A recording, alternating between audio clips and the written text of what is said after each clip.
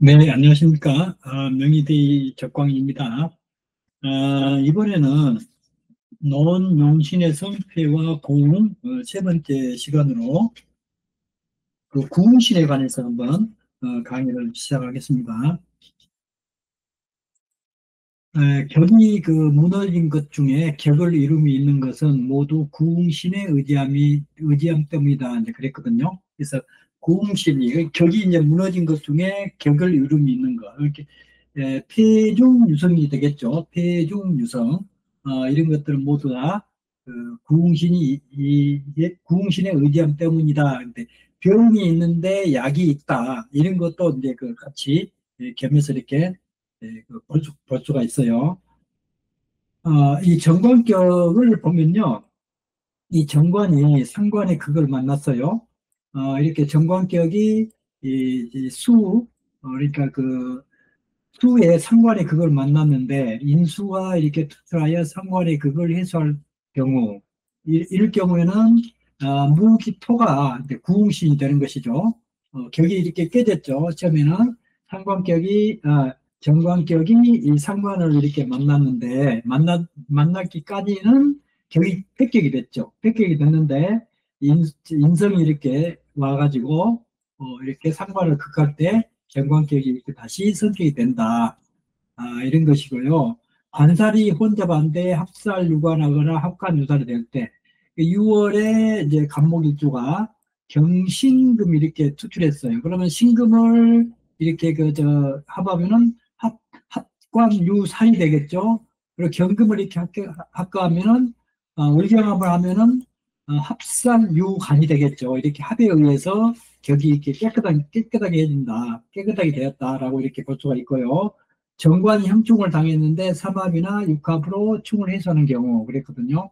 예를 들어 6월에 간목일주가 정관격이 이렇게 아주 좋은데 묘유충이 이렇게 있어요. 묘유충이 있으면은 이제 그 우리가 형충해합의 해법에서 우리가 배웠듯이 삼합이나 육합이 이 형충을 해소한다라고 이렇게 이제 그 말씀을 드렸죠. 이럴 때 정관계 있게 축이 있으면 정관계 있게 깨진다고 그랬죠. 깨지는데 합이 묘를 이렇게 합하는 묘술, 그 육합이죠.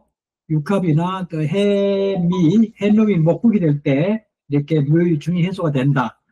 예, 이렇게 그 작경진전에서는 그렇게 그 이론이 되어 있는데 이 조천수나 다른 그 쪽에서는 왕자충 세제신발이라고 해가지고 이렇게 해놈이 목국이 되면은 왕자가 되고 유는 이제 쇠자가 되기 때문에 이 정관이 뽑혀 나간다라고 이렇게 이제 해석을 하고 있는데 정반대로 해석이 되죠. 이 작병진전하고 우리는 작봉진전을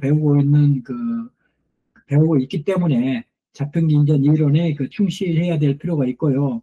다른 이론들 이렇게 막 어쩌고 저쩌고 하는 거 절대 이렇게 거기에 현혹되지 마시고 오로지 자평진전 그 이론에만 충실하게 하게 되면은 나중에 이제 이 강의가 완전히 딱 끝날 때까지 충실하게 이렇게 따라오시면은 아주 사주를 이렇게 잘 보고 그때 눈이 딱 튕게 될 거예요. 이렇게 지금은 좀 답답하고 잘 안 되고 이렇게 하더라도 꾸준히 참고 이렇게 하시게 되면은 반드시 좋은 결과가 있다. 이렇게 말씀을 드릴게요. 그다음에 제격. 이 제격이라고 하는 것은 제가 급제를 만났을 때 이제 제가 깨지죠. 이렇게 이렇게 인월의 경금일주가 이 갑인이 이렇게 간목이 투출했어요. 이 재성이 튼튼하죠.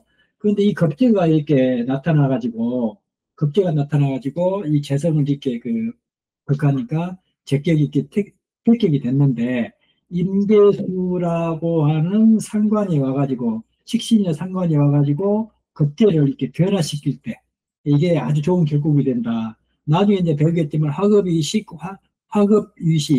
급계가 이렇게 화해가지고 식신이 될 때, 또 식신이 화해가지고 재성이 될 때, 이런 경우가 있기 때문에 이제 이건 가장 기본적인 관계다.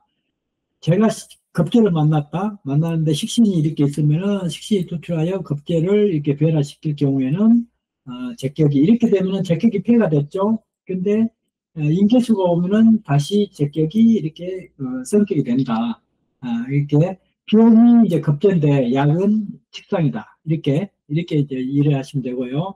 제가 급제를 만났을 때, 이 재성이 이 급제를 이렇게 만났어요. 만났을 때, 이 급제를 이렇게 정관이 투출해가지고, 이렇게 급제를 제압할 경우.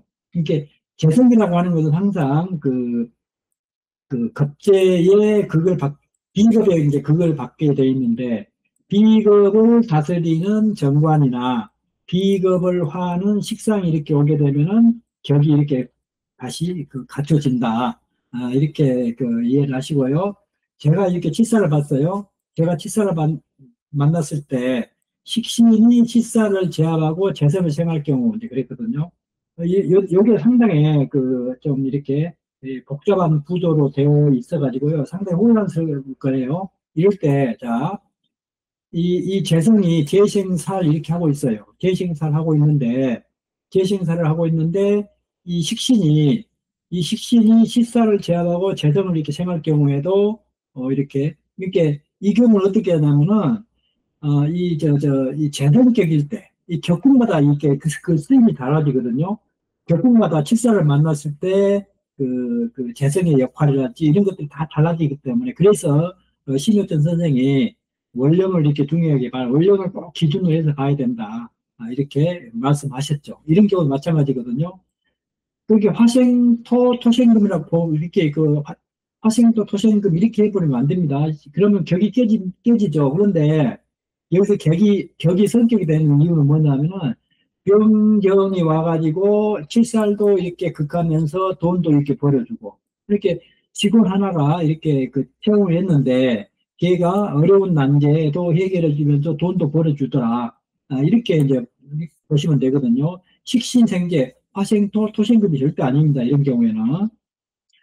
그리고 이제 재를 보존하고 칠살을 합하는 경우. 이렇게 예를 들어서 이 제격인데 칠살을 보고 있거든요. 그럼 을경합을 해가지고 칠살을 이렇게 합하는 경우에 아주 이 돈이 많은 사람들이 많아요. 지금도 종종 이런 격국들이 있거든요. 이런 격국들을 가진 사람들 보면은 되게 돈이 많다는 것을 이렇게 볼 수가 있거든요. 그 다음에 인수격. 인수격은 인수가 재를 이렇게 만났어요. 그럼 깨졌죠. 인수가 이제 깨졌거든요. 이제 이 재성에 의해서 수국하게 당했죠. 근데 급제가 재의 급제를 해소하는 경우 이제 그랬어요. 비급이 이렇게 재성을 극해서 이 인성을 살려내는 그런 경우. 이것보다 인용비격이라고 그러거든요. 인용비격. 인수가 이 비급들을 쓴다. 이런 식으로 인용 비급. 그 다음에 재를 합하고 인수를 보존하는 경우가 있다 그랬거든요. 이제 개수가 이렇게 있는데 무게합을 했을 경우에 인성만 이렇게 남겼을 경우 이 격이 아주 훌륭하게 된다. 네, 그랬고요. 식신격의 경우는 이렇게 식신이 편인을 만났어요. 편인을 만났을 때 칠사를 만나서 격을 이제 이루고 있거든요. 이제 아무리 편인이라 하더라도 칠사를 보면 이렇게 목국토 이렇게 식신이 편인을 이렇게 만났거든요. 그러면은 격국이 깨졌죠. 격국이 깨졌는데 이 칠사를 이렇게 봤어요. 칠사를 보면은 이렇게 되면은 이제 아까 식신격에 칠사라고 인성이 있는 경우에 기식신이라는 거 이제 기억이 나시죠? 이런 경우하고 비슷한 경우인데 그냥 일반적으로 식신이 편인을 만나면은 이 식신격이 목국토해가지고 편인 도식이 되는데 이렇게 칠살이 이렇게 왔어요. 식신격에서 편인으로 이렇게 배가 됐는데 제가 편제가 이렇게 편인을 이렇게 제거했을 경우에 이렇게 제격이 식신격이 다시 성격이 된다 그랬거든요. 이게 인수격에 이렇게 식상을 보면은 인비식의 형태가 돼가지고 이렇게 이제 사주가 격국이 만들어지고요. 식신격의 인성을 보면은 편인도식이라 해가지고 격국이 깨져요. 이럴 때는 반드시 편인을 제거해주는 편제가 있어줘야 되겠죠. 이렇게. 또 형식격이 이제 백격이 됐다가 성격이 된 사례를 보면요. 칠사를 식신이 제압하고 있어요. 칠사를, 이렇게, 이 칠사를 식신이 제압하고 있는데, 인수가 있어가지고, 요 개수가, 병화 식신을 이렇게, 뭐냐, 수국하여가지고, 이 칠사를 이렇게 살려주고 있죠. 인수가 이렇게 살려주고 있죠. 파괴할 경우, 재성이 이렇게 인수를 제거하고 식신을 보존한 경우다. 그랬거든요. 이제 칠살격에서는 재성이 아주 흉신이 되는데, 재성이 이제 좋은 경우와 이제 이런 경우, 딱 두 개 정도가 이렇게 있거든요. 나중에 이제 그 칠살격에 강론으로 들어가서 자세히 배우겠는데요. 이제 거기에 보면은, 이렇게 되면은 뭐 수국화해가지고 이렇게 인성이 칠사를 도와주니까 인덕이 없는 사람이라고 보면 되겠죠. 인덕이 없고, 회사에 들어가면은 위에 사람들이 항상 태클 걸고 스트레스를 받는 이런 사주팔자라고 이렇게 이제 볼 수가 있거든요. 자, 그 다음에 이제 상관격. 상관격은 상관생계격에 칠살이 투출했을 때 칠살을 합살하는 경우 그랬어요. 이런 게 아주 좋겠죠.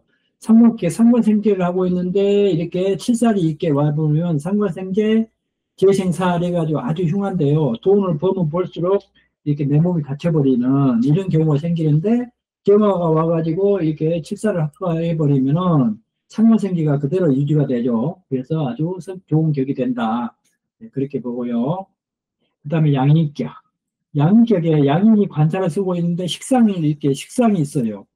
6월에 그 경금일주가 양인격인데, 이렇게 그 병경화로 해가지고 이 관사를 쓰고 있는데, 이렇게 이 식상이 이렇게 화를 이렇게 극해가지고, 격이 이렇게 안 좋은데, 이때, 무기토가 와가지고, 인성이 와가지고 이렇게 이 상관을 이렇게 극할 경우에는 이렇게 다시 양인격이 성격이 되더라. 이런 경우고요.